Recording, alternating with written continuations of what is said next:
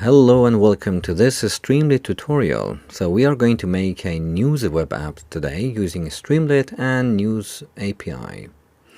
So what is it we're going to make?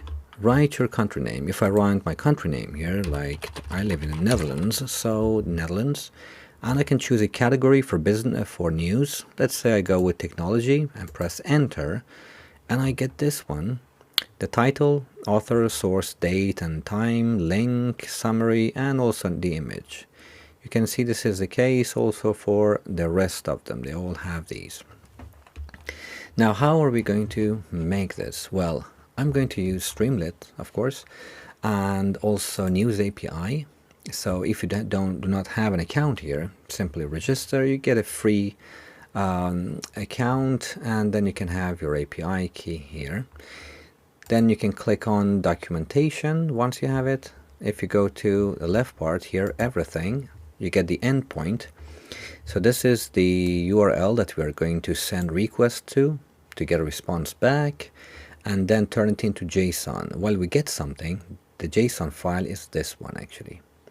So there's a JSON or Python dictionary, let's say.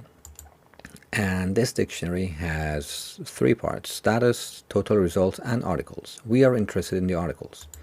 So we get to the articles of the response, and inside every article there is article right there, like this. Inside that we have the name for the source, we have the author, title, description, a URL, image, time, content, that sort of stuff. So we are going to do that. But of course I'm not going through all the styling details as well. You can just figure that out yourself. That's great practice for you to learn how to learn actually stuff. Okay, so let's start. So I'm using Visual Studio Code. Just need to go to your terminal, new terminal, and in here try to install these: pip install Streamlit, pip install requests, and pip install Pycountry. So we are using a Streamlit, and we are importing a Streamlit after you've done these. You can import Streamlit as st, so this is an alias, that is, we are going to refer to Streamlit from now on as st, this is shorter. You need to also import requests, because we are going to send requests to the NewsApi to get some response back, which is those news items. We are also going to import Pycountry. That is why you have to pip install Pycountry, because in our web app, let me show you what I mean. So here you normally enter a full name country like the Netherlands, but then we're going to send a request to this endpoint here. But here, where is that? Top headlines here, top headlines. Here the country should be in like 2-letter codes, like alpha codes or ISO codes. So Netherlands should be turned into NL here, France to FR, Spain to ES, Germany to DE. So we are going to do that using this part here. So we are going to use Pycountry to turn those full names into ISO names or alpha names, 2-letter codes, that sort of stuff. So this is what we're going to use as well. Okay, now that we have this, where was that? Here. I've also used this. I have another file here which includes my API key. I don't want you to see my API key, so I've stored it as a variable somewhere else. But if you register at NewsApi, you get the API key anyways for yourself. Okay, now let's start by giving a title to our web app. So let's say st.title. So st for Streamlit and title, it's like title. Let's call it news app. And remember, I have a full tutorial on Streamlit, how to make titles, how to write stuff there, how to structure it in different columns or expanders or sidebars or menus and that sort of stuff. I have all of those. So let's give it a title now. But how can we open up that web page? So here in the terminal, you need to give this command: Streamlit run, and the name of your file, which is yt.py for me. So yt.py, and if I press enter, it gives me a local URL, a network URL as well. And if I go back, you can see this is it now. It's running. So you should see, let me check. Let me save this one, go back. So now, whenever you make some changes to the source code, it detects that there has been some changes, and then you ask you to rerun it. I want always rerun. That is, as soon as there is a change, I want it to run that again. And now I have my title here.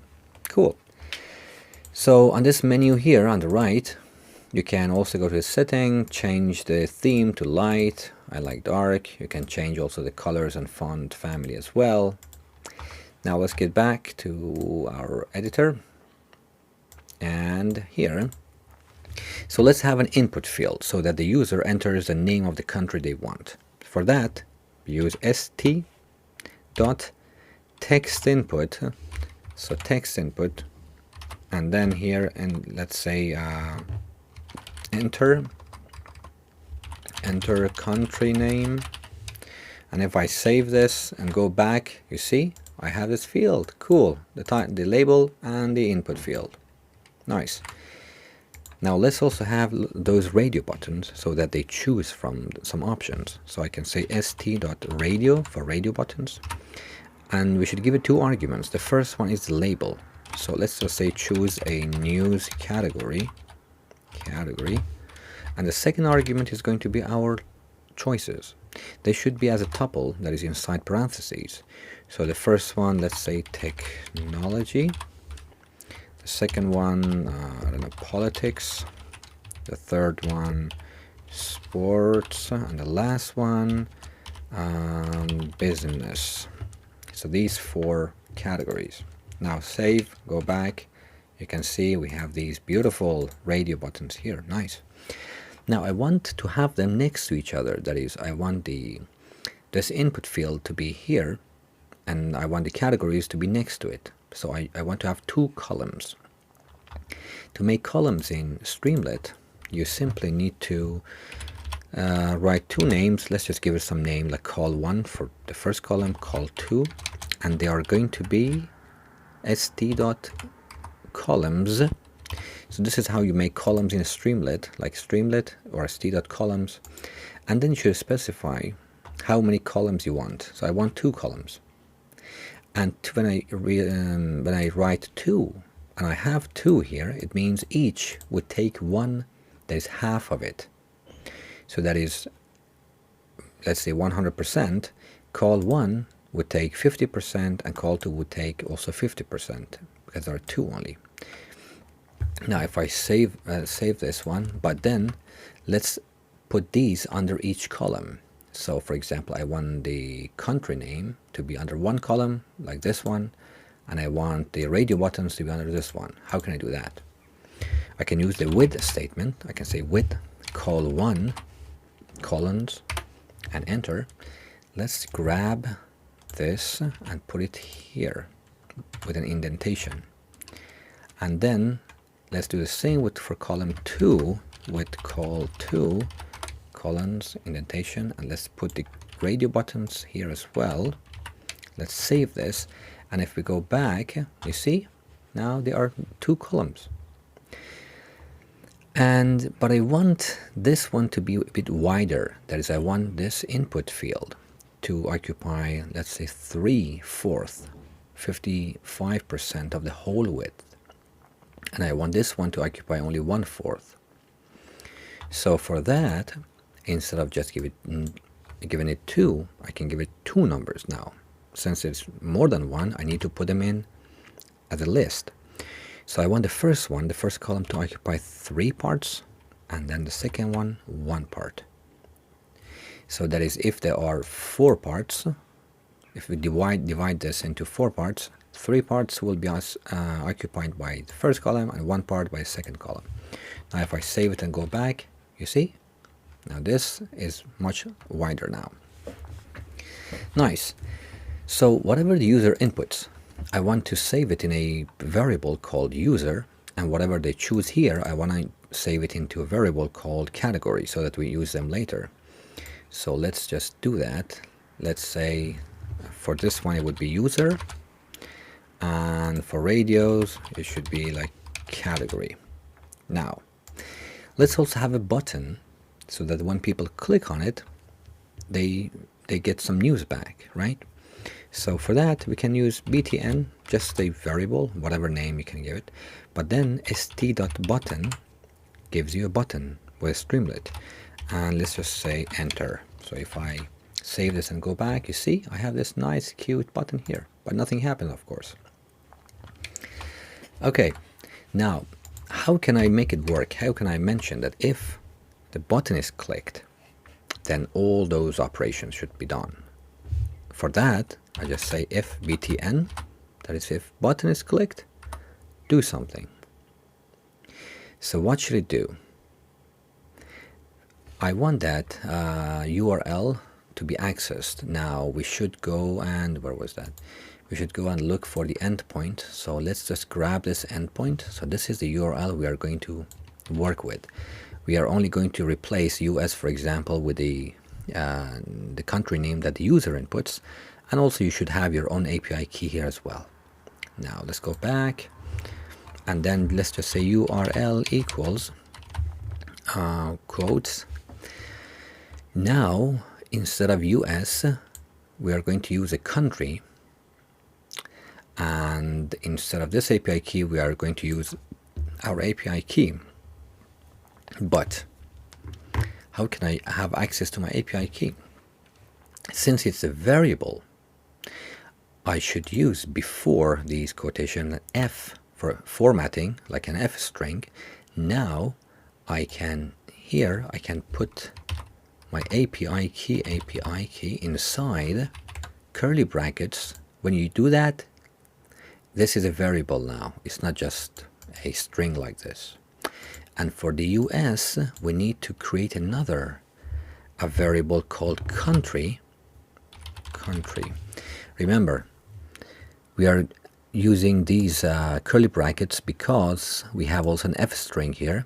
That is, this would be a variable that can be accessed from elsewhere. But what is the country? I have the API key myself, but I don't have the country yet. I only have access to the user's country, that is Netherlands, the full name. But I don't need the full name. I need the 2-letter alpha things. So for that, just above the URL, let's create a variable country, the one that we are going to use here. And that is going to be using Pycountry. So we say Pycountry dot countries, my spelling, countries, and then dot get. And here we need to give it a name, the name of that country. And what is the name of that country? Whatever the user inputs, right? Like they input Netherlands, for example, it should be here. So that would be the name, would be user. And after that, we are going to turn it into alpha_2. That is a 2-letter code. So this is the way that we get the 2-letter ISO or alpha code of that country. So if you write Spain here, you will get ES by using this method. And then ES or NL or whatever would be put here. And then your API key will also be here. Then you have access to that URL now. Awesome. Now let's send some requests to get a response from this URL. For that, let's say we have, I don't know, a R equals, we are requesting to get what? URL. And then when we get the URL back, we actually get a response back. That is, we get something like 200 response code. And 200 means the status is okay. You have access to that web page. But we are going to turn that into a JSON file. So we say R now equals r.json. Why did we do that? And what is it? So now R is exactly this one. So this is R now. Now we have access to this. So if we have US, this would happen. If you have, I don't know, NL, something else will happen. But we have access to this. So this is R. Now inside R, you have 3 items: status, total results, and articles. We are not interested in these. So we are going to say R articles, and then we have these. So our articles would give us all these individual articles. Then we'll get into those articles and we say, oh, okay, in that article give me the source name, give me the author, title, description. So let's see how that happens. So now that we have access to that JSON file here, we just say, let's just call it data equals, or let's say actually articles. The articles equals R that you just saw dot R square brackets. This is how we access the items inside a dictionary. R square brackets articles. So now we have access to the articles. That is, we have access to what? To, what is it? To this one now. Now we are here. We have the articles. Now we should go inside every item of the articles.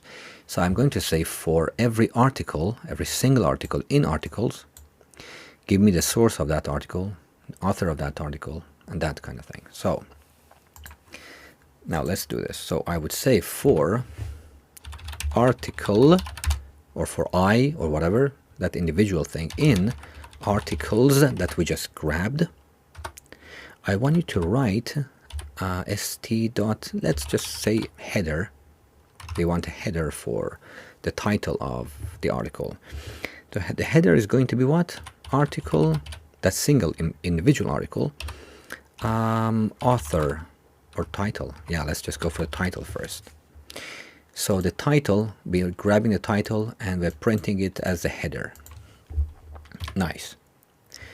Now some of those I've checked do not have any authors. Well, the authors actually are not known. So we should say if also there is an author, article, that individual article, author exists, true, there exists, then we want to print it out. So I would say st.write, and here we say st.write, where is it, article, author. So mention the name of the author as well, if it exists. What else? Let's also look for like the source. So the source is where? The source is here. Inside source, there's a name. So we should go article, source, name actually. So st.write, article, and then there is source. And inside source, we look for the name, like that. So that is the order that you can get into. And what else? Let's just have also description. So st.write,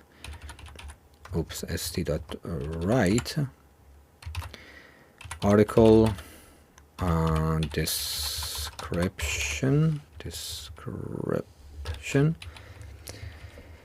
and the last one, let's say, let's go for the image. st.image is going to be article, I'm not sure what the name of the image is, URL to image. Okay, let's copy this, paste it here. And what else? Maybe only the published at, yeah, let's also do this as well. And let's have the published at here, st.write, article, published at. All right. Now I think we have everything here. So let's just go back to our page here and let's go for a name like, I don't know, France, and let's choose, yeah, sports.